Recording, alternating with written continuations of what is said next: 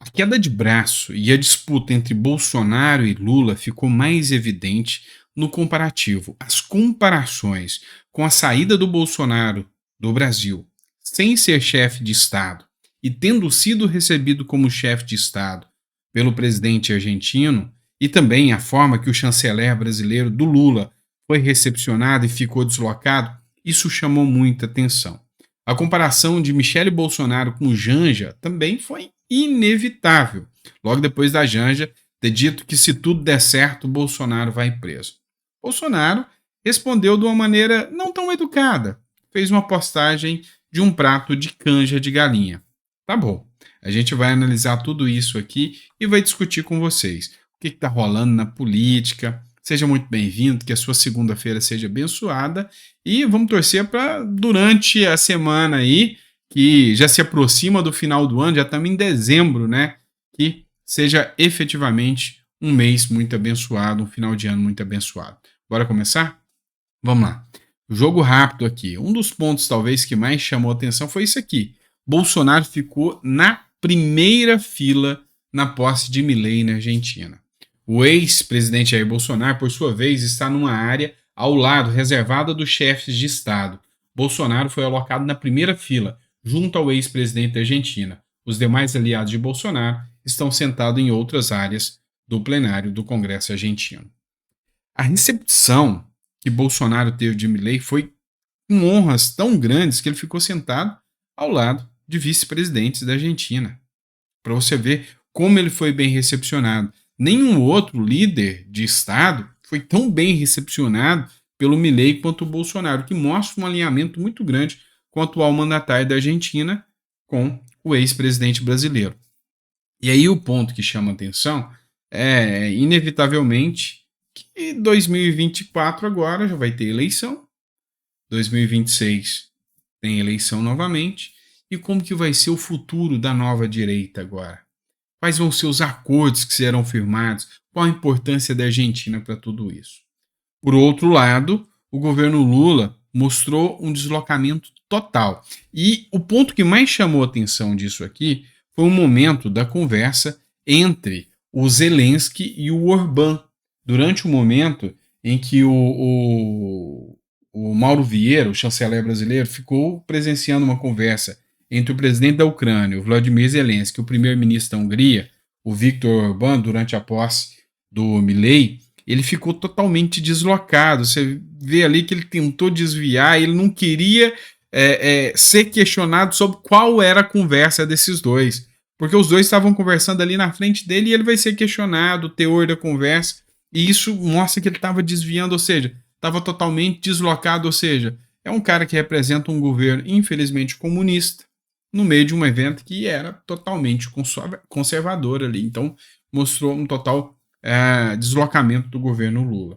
Outra comparação que foi inevitável foi o do look da primeira-dama Michele Bolsonaro e os que a Janja costuma usar. Né? E aí os elogios foram extremos em relação a Michele Bolsonaro, que chamou a atenção, encantou muito com um look bem elegante. A postura da Michele Bolsonaro é ímpar, se comparado aí em relação a Janja, principalmente, há uma postura de muito mais elegância da Michele Bolsonaro, e isso aí é inevitável, né? Não precisa ser de direita para você perceber isso, que a Michele Bolsonaro realmente é uma mulher de efetiva elegância, e tudo isso que aconteceu deixou com toda certeza o pessoal da esquerda bem pirado aí durante a posse do Milei. Vamos lá, partindo agora para assuntos internos aqui. Nós estamos num momento privilegiado da direita, no sentido de que a direita hoje tem uma arma ao seu lado, e é a informação. É a informação. Por quê? Porque a tentativa de desinformação hoje, ela é facilmente combatida. Então, há muito hoje a narrativa de que temos que combater as fake news principalmente da direita, né? As fake news da direita, nós temos que combater.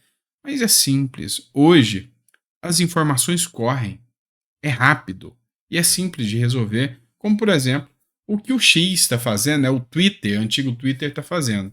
O Guilherme Boulos, que é pré-candidato a prefeito de São Paulo, tentou lacrar aqui falando contra a privatização. Ele fez a seguinte postagem: um avião não conseguiu decolar no aeroporto de Congonhas devido a um trecho do asfalto que esfarelou. O aeroporto foi entregue à iniciativa privada em outubro desse ano. Tirem suas próprias conclusões. E aí, quem fez essa publicação foi o Major Meca. Veio a checagem.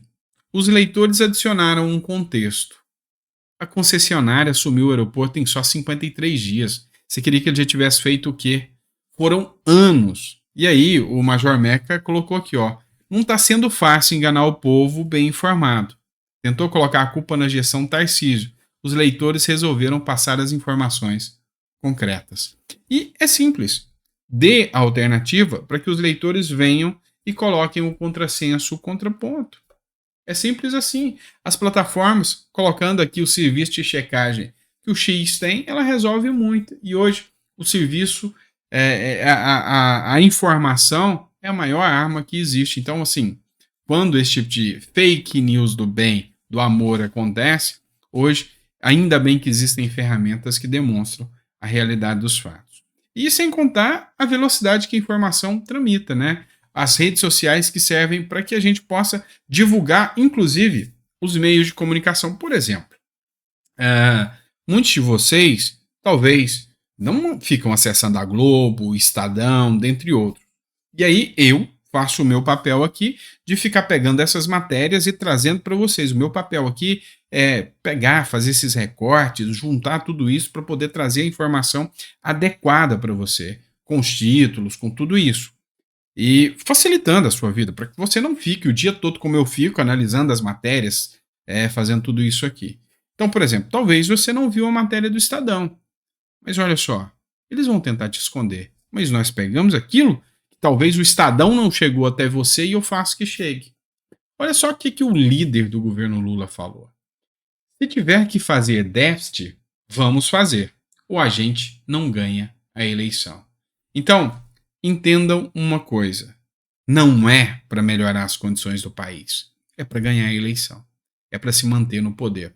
Quem fez a publicação foi o Paulo Martins, que é deputado, escreveu: o líder de Lula confessa que o governo pode esculhambar ainda mais as contas públicas para manter o PT no poder. Nas próximas horas, a assessoria entrará em campo para explicar como isso é bom. E, efetivamente, sabe, é assustador ver que o plano desses caras é só a manutenção do poder.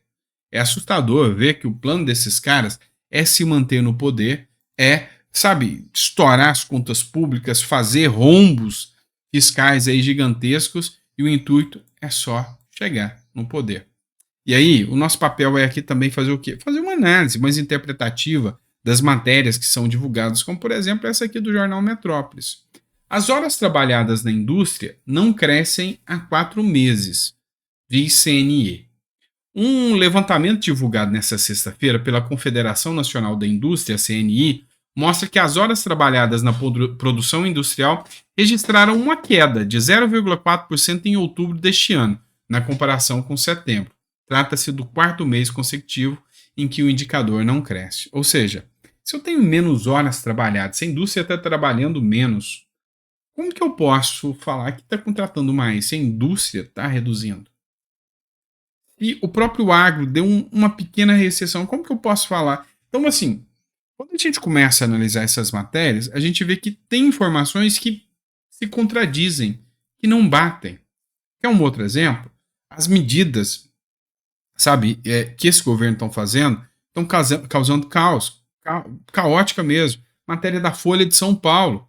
Olha só o que diz a matéria. O setor aéreo projeta caos, a palavra é essa, caos, com o fim da isenção de vistos a cidadão dos Estados Unidos, Canadá e Austrália.